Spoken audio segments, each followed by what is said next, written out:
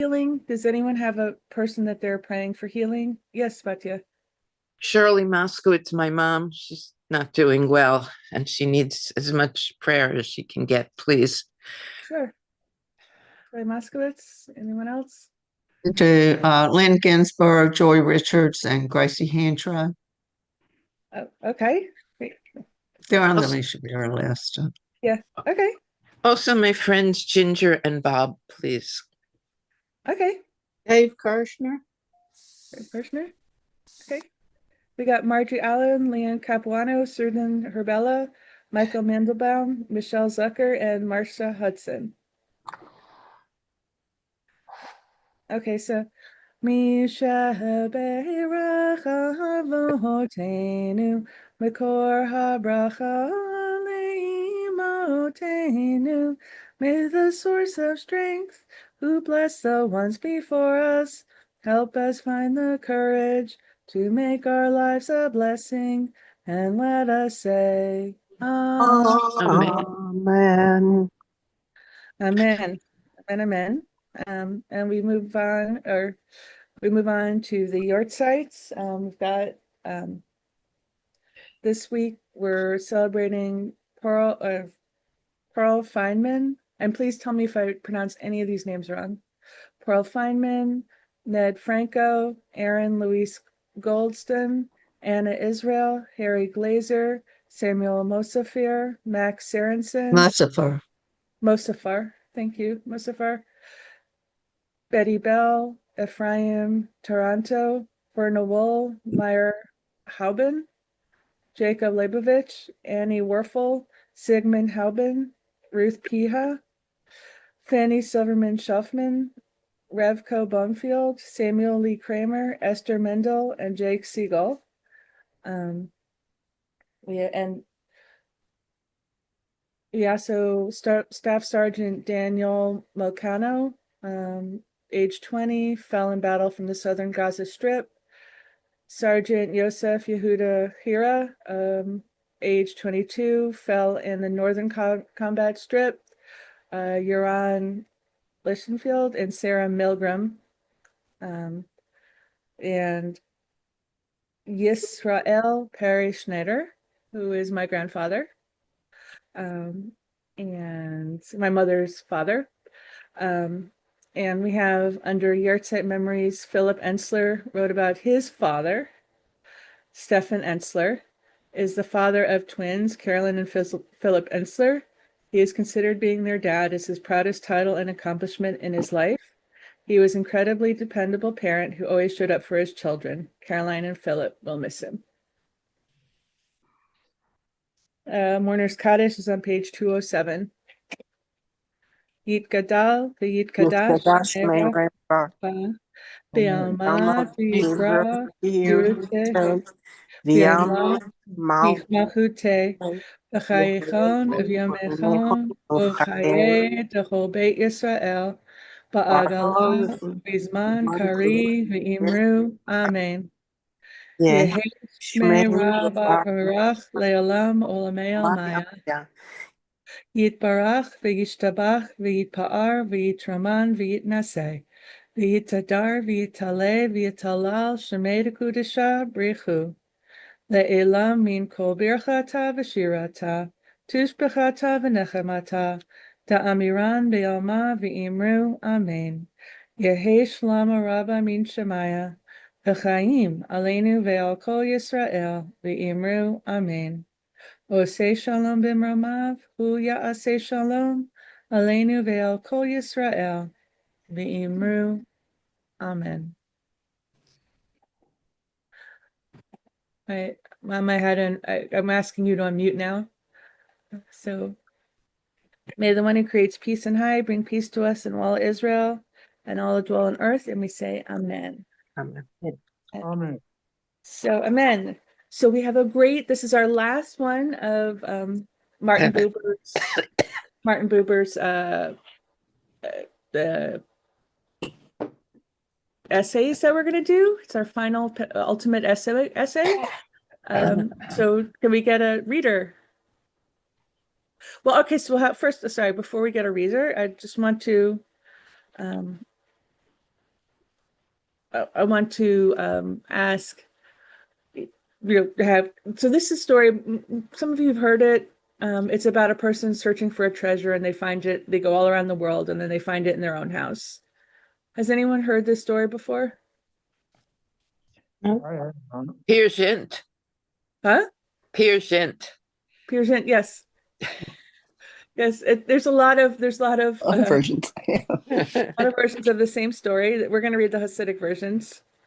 And so the answer, the framing question is, we often search for answers for life's most profound questions by reading a book, listening to lectures, or searching for a teacher. What have you learned about life from your own personal experience? You don't have to answer that. We just think about it. And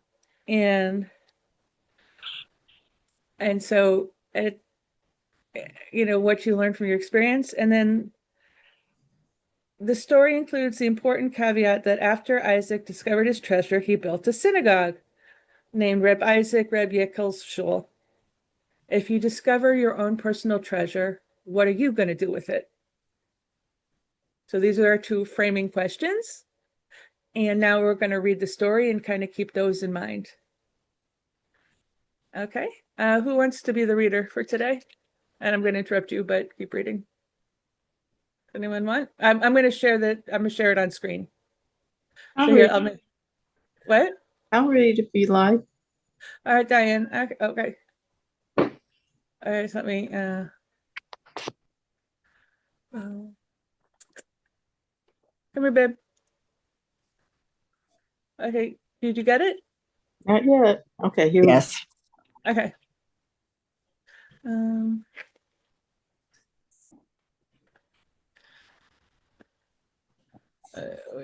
Okay. You have to raise it up a little bit. Yeah, I'm trying to figure out how to do that.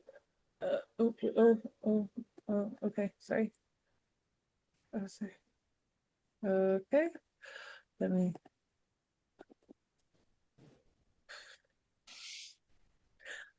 Please hold while we. Technical difficulties. I'm sorry about that. Oof.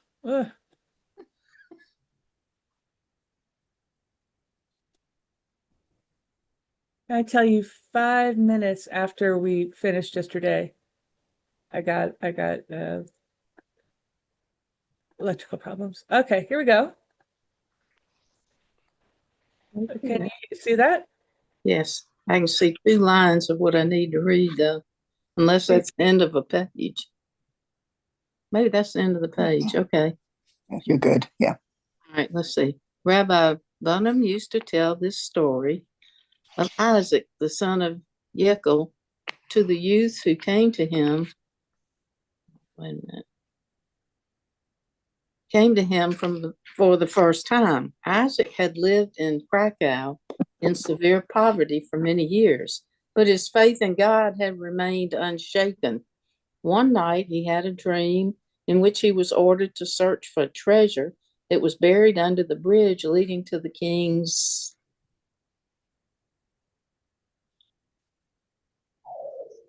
castle in Prague.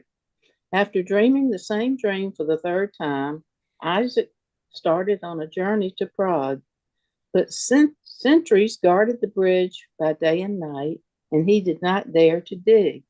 Nevertheless, he returned to the bridge every morning and walked around it until evening.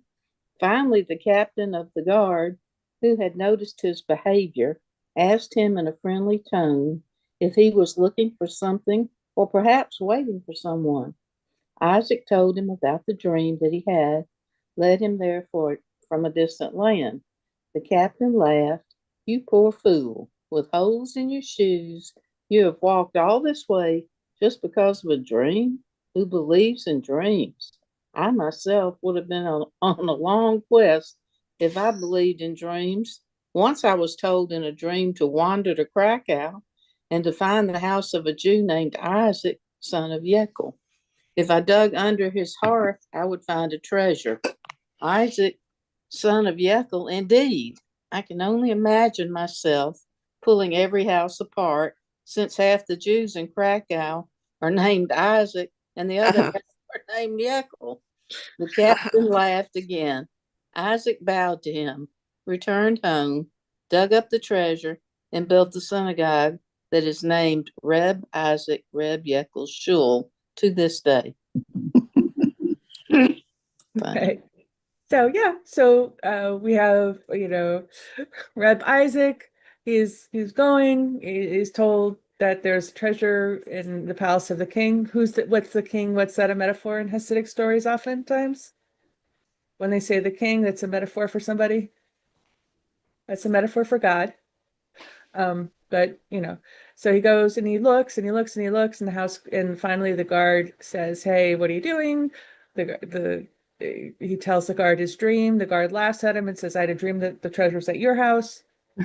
Reb Isaac goes back home and finds the treasure and builds a synagogue. Okay. Okay. All right, let's see. Rabbi Bunham used to add, remember this story and pay attention to what it tells you. There is something that you cannot find anywhere in the world, not even at the Sadiq's house, and yet a place exists where you can find it. This too is an ancient tale known from various folklores, but this Hasidic version tells a traditional truth anew. The tale is not merely transplanted into the physical Jewish environment. It has been recast by the Hasidic melody in which it was transmitted. But this is not its decisive difference. The real difference that this version makes the allegory transparent, letting a hidden Hasidic truth shine forth. It is not a morality tale. Instead, the wise one, who was told this old tale anew, discovers and makes clear to us its intrinsic meaning. There is a certain something that can be found only in one unique place in the world. That something is a great treasure, namely the fulfillment of one's existence. And the place where this treasure may be found is the place where one stands. All right, so Buber here is saying this is an old tale, and he's reinterpreting it according to Hasidic teachings. Remember, in our first thing, we had everybody had their particular first session. We had everybody has their own particular way, and so this treasure is only accessible to you when you're following your own particular way. You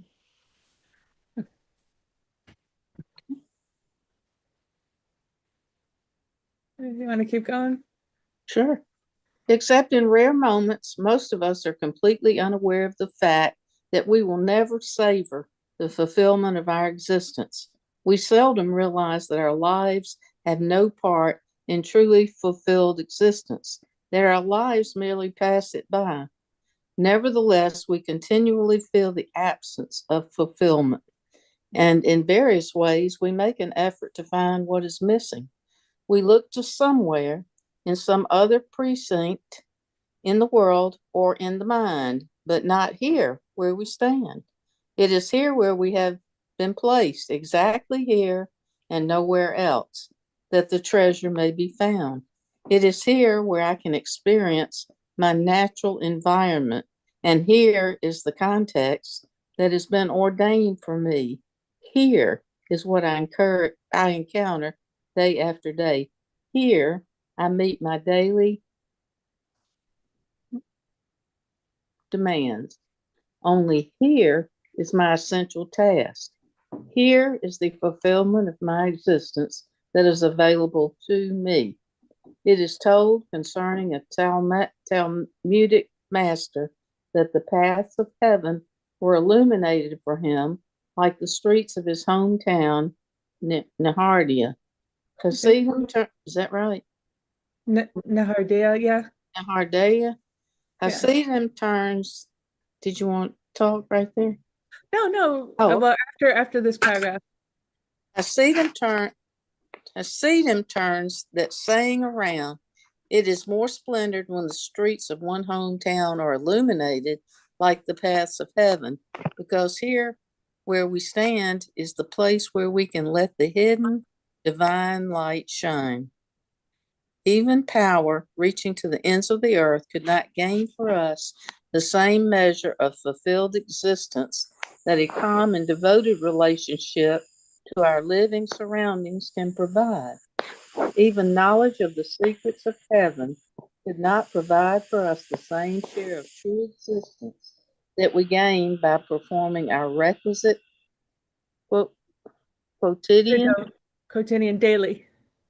quotidian Our requisite daily work with sacred intent. under the hearth of our home is where the treasure's buried. Okay, so we'll do one more little thing. I think, yeah, this is our last paragraph. Okay. The Baal Shem Tov has taught that throughout the course of our life, no encounter with a being or thing is without hidden significance. Every person with whom we may live or whom we meet from time to time, the animals that we make use of in our agronomy, the very soil that we cultivate, the natural resources that we exploit, the tools that we use, every one of these contains a latent potential for possessing a soul that is dependent upon us humans to actualize its full and pure form. Such perfection will not be possible if we neglect to respond to the spiritual potential that has been sent our way. If we regard nothing but the bare utility of the beings and the things that take part in our life as we take part in theirs, and neglect to establish a genuine relationship with them, then we ourselves miss the true fulfillment of our being. Wow.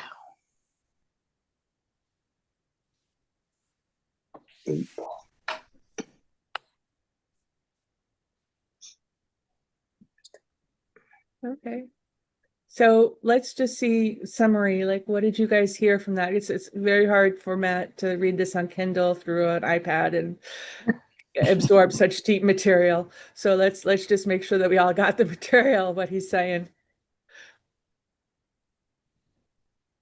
I understood it, the here is you Mhm. or me, and that you can't depend on other people or other things for happiness or whatever you're looking for. You have to find it within yourself. Okay. Yes. Don't look outside for external sources. Excellent. Yeah. Yeah. It reminds me of Ram Dass and Be Here Now and his teachings of being in the moment and finding everything in the moment, being fully present, and also Native American teachings and a lot of traditional First Peoples teachings of, noticing the spirit in everything and the sacredness in everything, wherever you are and whatever you're doing.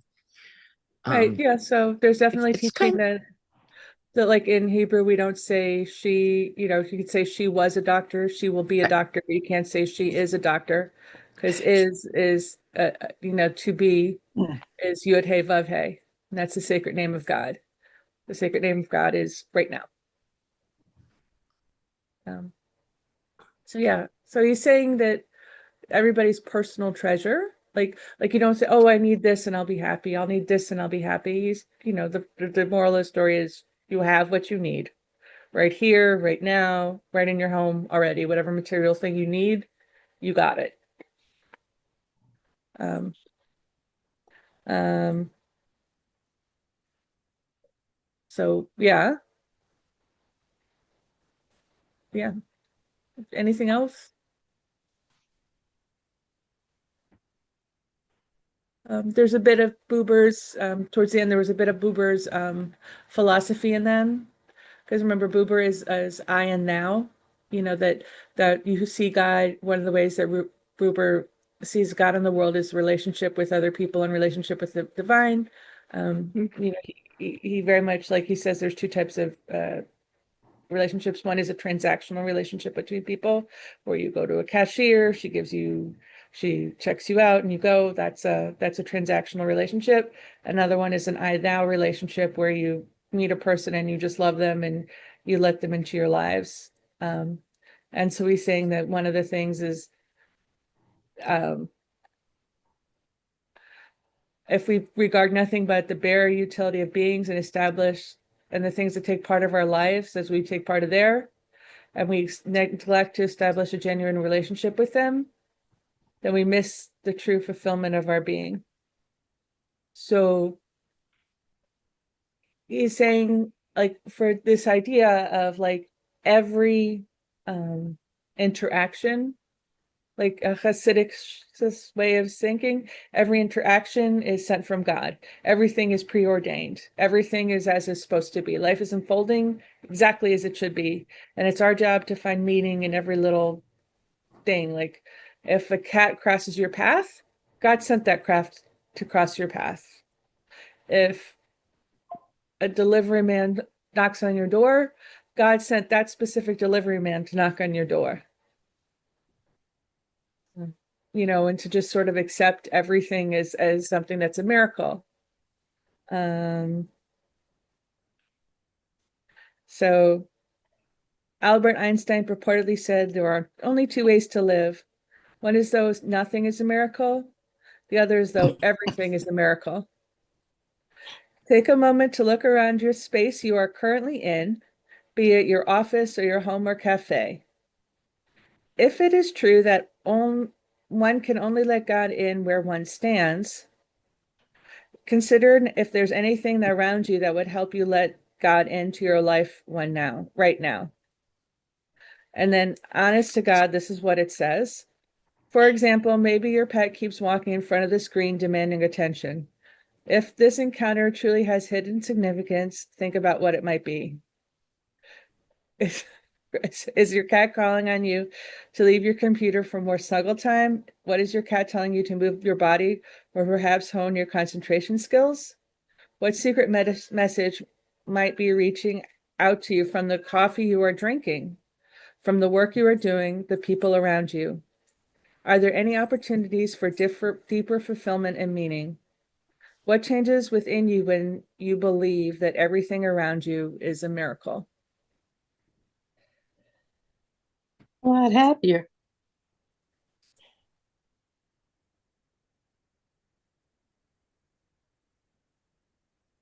Should be uplifting.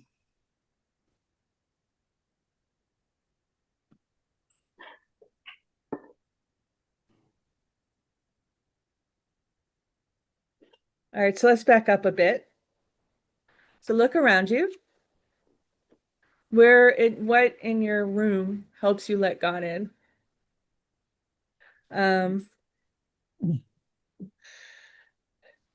I just had my walls painted and they were beautiful, beautiful colors. And the colors I wanted like jump into the colors. They're beautiful and new and bright and clean because they're just put on like yesterday and the day before. And yes, and I can reorganize my house now and live in it again. It's been like 5 months. So yes, it's a miracle. It's finally happening. Nice. Think memorabilia, pictures of your family, things that people have made for you or given to you, are very meaningful to me in my home.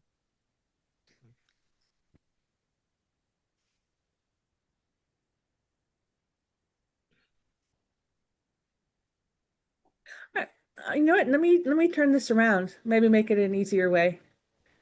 Think of something that annoys you. That thing that's annoying you, what is it teaching you? Let's say that thing that annoys you is sent by God. Let's just assume that it's sent by God. That whatever it is sent by God. What is it teaching you? Patience. Patience. Patience. Yeah. That I have a right to say no to some things and some behaviors. Okay. Think patience. If it's annoying you, try to be patient with whatever it is. Okay. So can you think of that annoying thing sent by God?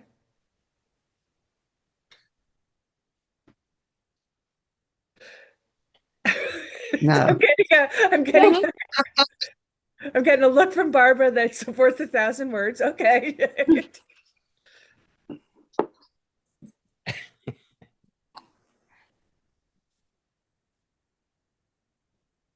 So I got my hair cut and the beautician was talking too much and it was annoying me. I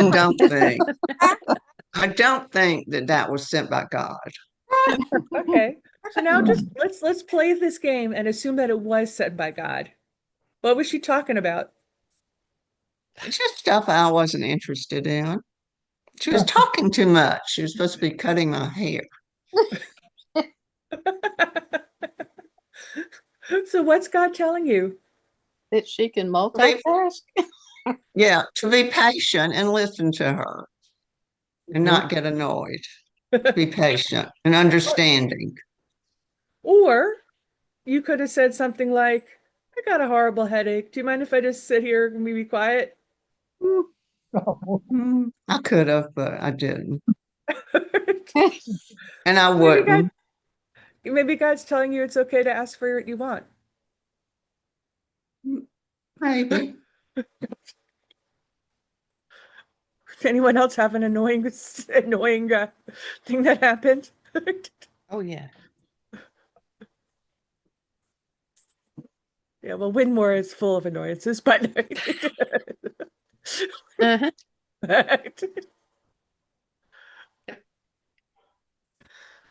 Yeah, I'm having trouble getting medical records from a place for my mom. And it's like we own the medical records and we still can't get them. So I don't know what that's teaching me. And money can't fix that, can it? So we're in the Omer and we're in Netzach, and we're Netzach and victory. So maybe it's teaching you to keep at it. Maybe it's teaching me to hand it over to my brother and let him do something. To accept help in your life. Okay. Mhm. So looks okay. All right. Well, So okay. So try to be open to like these points of annoyance or points of pleasure. And the Buber, at least, if you don't believe it, at least sometimes play the game of like, what is this teaching me? What is this situation? What is this thing teaching me? Because everything is a teacher. So going back, what lessons have you learned about your life from your own personal experiences that you couldn't get from a tzaddik or a rebbe or a professor? And once you discover your own personal treasure, how are you going to share it?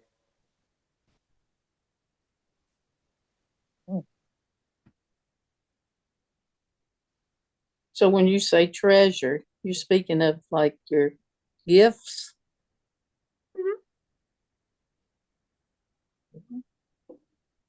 You let your gifts shine to help other people.